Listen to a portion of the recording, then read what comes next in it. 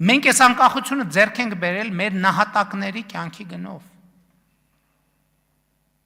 Եվ այսօրվա Հայաստանը, որը ապրում է, Հայաստանը ապրում է իր վերջին 500 տարվա պատմության լավագույն շրջանը։ Եվ շատ կարևոր է սա տեսնել, ինչու է կարևոր տեսնել, որովհետև այո, պետքա տեսնել, էլի չեմ հոգնի մեջ բերել նոր կտակարանի այդ խոսքը, որը ասում է պիտի նայես եւ պիտի չտեսնես, պիտի լսես եւ պիտի չիմանաս։ Որն է մեր տարբերություն 2018 թվի եւ այսօրվա։ Մենք 2018 թվականին բոլորի նման իմիջայլոց, ոչ միայն մենք։ Բոլորի նման նայում ենք եւ չէինք տեսնում, լսում ենք եւ չէինք իմանում, հիմա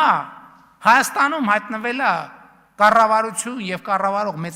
մեծամասնություն, ով նայելով սկսել է տեսնել, ով լսելով սկսել է իմանալ։